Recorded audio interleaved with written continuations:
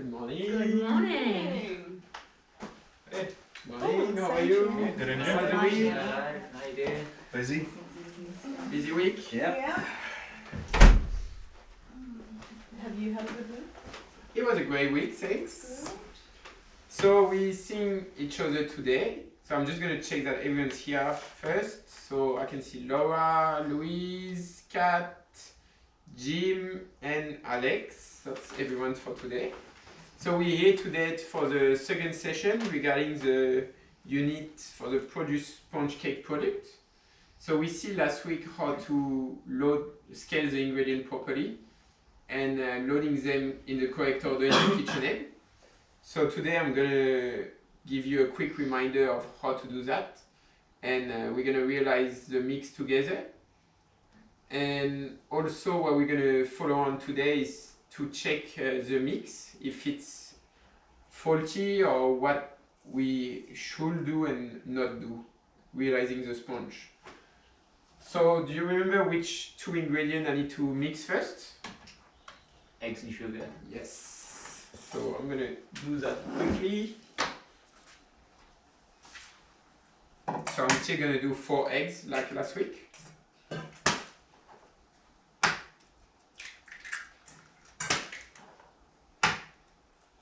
As you can see, I still break the eggs on the table first to make sure that I've got no shell inside my bowl. Then I'm gonna add 125 grams of caster sugar.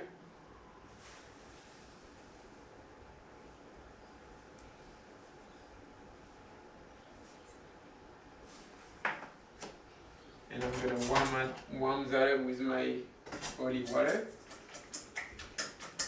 I'm gonna turn it down because it's boiling already. I don't want my eggs to coagulate.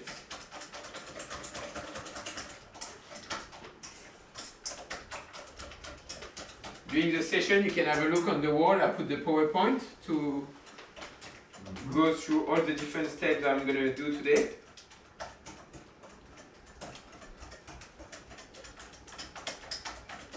And I will send it to you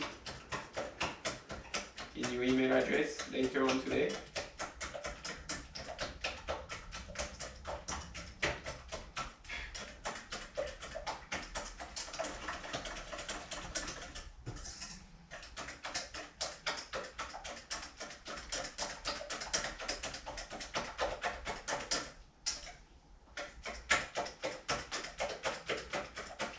Can you remind me again why you warm it up?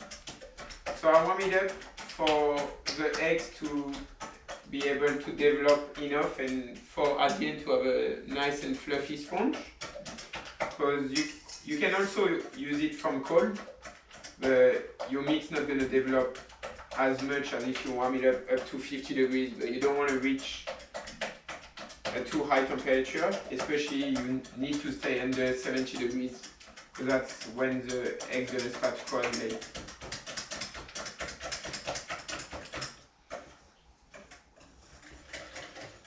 But when you warm it up like this, it's really important to whisk it all the way and turn your bowl as well to make sure that your meat doesn't get too warm on one side.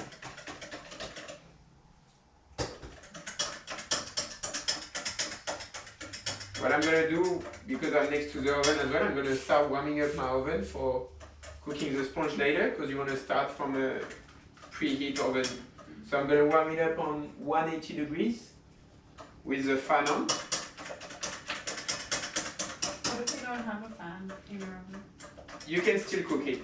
Like, the fan will just help the heat to be more even everywhere in the oven, but if you don't have it, that will still work. You just need to be a bit more careful.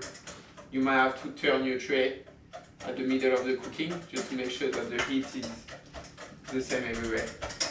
Which shelf should you use? Like how hot? Like middle shelf. You don't want it too high because, or like I will, in an oven like this, like the one I got, I will always put it in the middle. I will always recommend put it in the middle because the bottom might be too hot. Same with the top. So we reach the right temperature now. I'm gonna put it to whisk in the KitchenAid.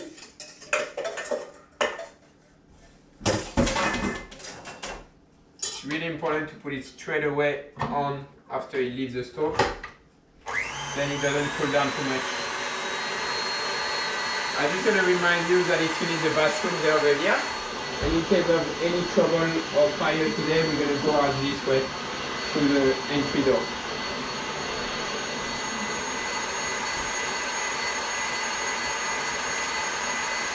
So once the eggs and sugar are mixing, I'm going to sieve my flour.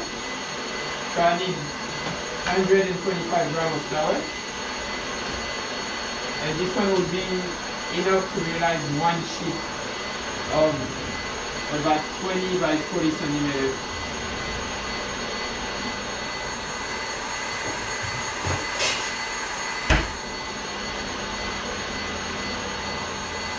So I make sure I put my scale back on the keyboard.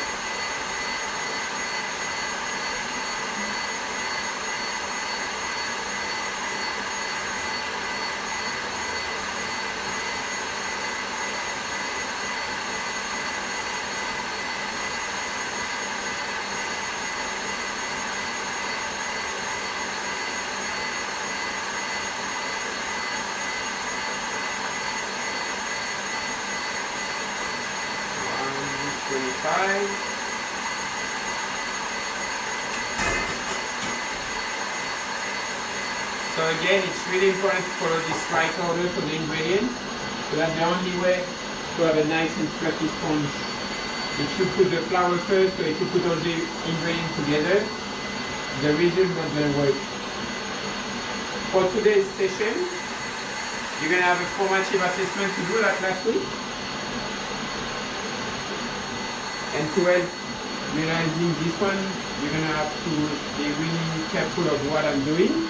And I'm going to give you a sample of the recipe of the sponge as well.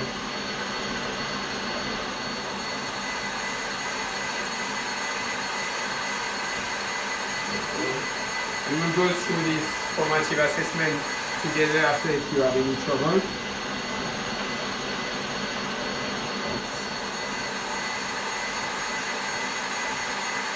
So my oven is on 180 degrees. I've got my tray ready with some baking paper.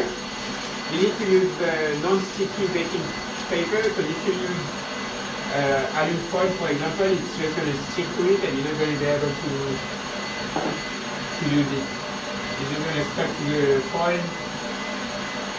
So the mix is getting ready now. You can see that the eggs are more white and fluffy.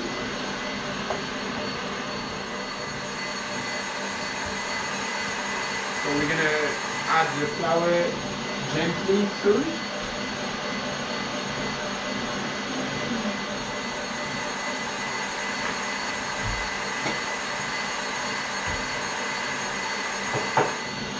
You need to wait until the mix is cooled down enough to add the flour and make sure that it doesn't crush too much.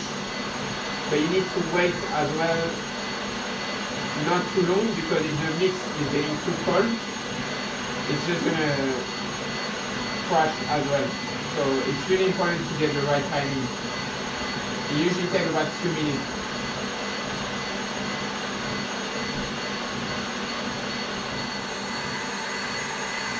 I've got my spatula ready as well to help me to make it nice and even on the tray. What's that one called in French? This one actually we call it palette, which would be spatula in French, but we call it elbow spatula. Okay. So they look like an elbow for us. In English, in my kitchen, they call it palette knife, which for me doesn't make sense because it's not a knife, but why not? And this one is called Marie, probably because the one discovered in French was called Marie, because of the French lady name. But in English they call that spatula or scraper sometimes.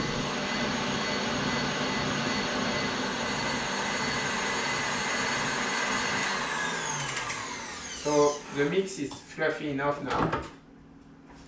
How do you know that? Is because I could see the whisk mark inside the mix, and it's nice and fluffy. We call it as a ruban in French.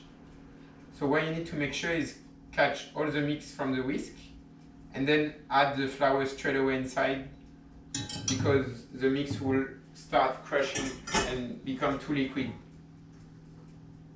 So I add the flour inside it, not too fast but not too slow either, because I don't want to overmix the sponge. So now, how do we check that the sponge is correctly mixed? As you can see now, it's not mixed properly because we can see still there is a lot of flour inside, so that means you need to carry on folding. And to fold it, we use the technique of going in the middle and go catch the side. So I always start from the middle and mix on the side. Then I make sure I go on the bottom and I catch the flour. So now we can't really see any pocket of flour anymore, and the mix is still nice and fluffy. So that will be ready to use. I'm just going to make another example aside to explain you what not to do. For this one, I'm just going to pour it delicately on my tray. And what's really important to do now is to touch it as less as I can to not make it too liquid. So I'm going to use the spatula and just make it about 1/2 centimeter high and then put it in the oven straight away. And it will cook for about on 180 degrees. Now that my oven is hot enough, it should be in the oven for about 10 minutes. And I'm going to explain to you how to control if it's cooked enough. So I just try to make it even everywhere.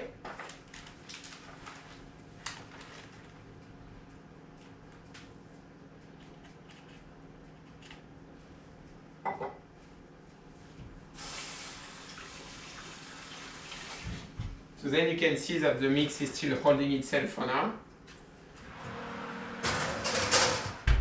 Now with this mix, if you carry on folding it a lot, you will see that all the air is going and we have a mix of sponge that's getting more and more liquid. So you can still use it, but as you can see, all the air bubbles are getting away and it's getting more and more liquid. You can still use that, but you're going to have a more dense biscuit. And while we're using sponge biscuit in patisserie, is to have a nice and fluffy sponge. If you use and cook this product, see it's really liquid, it doesn't really hold itself, so it's going to be a bit on the drier side. But we can cook it today and we can see the difference. Can you put the air back into it once it goes flat like that? When it goes flat like that, you can't make it more fluffy again. Like, for example, what people will think is you can, if you put it back to the KitchenAid and put it to whisk, it's just gonna get more and more liquid. Like you can't make it more fluffy again. It's not gonna happen. You have to start from zero, do your eggs and sugar mix, and then warm it up, add the flour, and add the flour gently inside. But you can't make it more fluffy from that stage. So this one should, because it's thinner, should take between 5 and 8 minutes to cook. It will be faster because it's thinner, and the result should be less fluffy as well. So we use the sponge in a lot of cake in patisserie, especially in the French patisserie. You can use it for the French Christmas cake, for the fraisier, which is a cake made mainly from strawberry. You can use it for the mocha, which is a cake made from buttercream and sponge, usually chocolate or coffee. You can also make the Black Forest, which is a famous French cake, with a chocolate sponge. So to realize this one, you will, from the 125 grams of flour, you will take out 35 grams and change it for cocoa powder. Then you will have a chocolate sponge. And if you want to make the sponge to any flavor, you should soak it with flavored syrup. and then you can have it to whatever flavor you want. It can be pistachio, strawberry, anything you want. How long do you soak it for? You just soak it when you build your cake. So you have your sugar syrup ready, you have your layer of sponge ready, you put it in your tin and you soak it gently. You don't want to over soak it because then it will just get too mushy and it will not be nice to eat because you still want some texture in the cake. Also, it just kind of keeps it moist. Yeah. And adds flavor. That's usually the sponge is a cake that you always punch with some syrup, because even though you do a really nice sponge and it's fluffy, it's still a bit dry as a biscuit.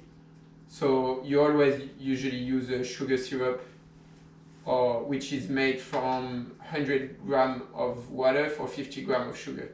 So always half the amount of sugar for water.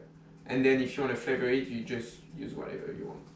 How should you store the sponge once it's cooked? You keep it in the fridge or in the pantry? It depends for how long. Like if you want to use it within a week, well wrapped in the fridge, then it will not move. When you work in a patisserie, sometimes you want to do your production for let's say a month, so you can keep it in the freezer for again well wrapped, because you don't want the cold from the freezer to dry it out. But if it's well contained in the freezer, you can keep it for a month.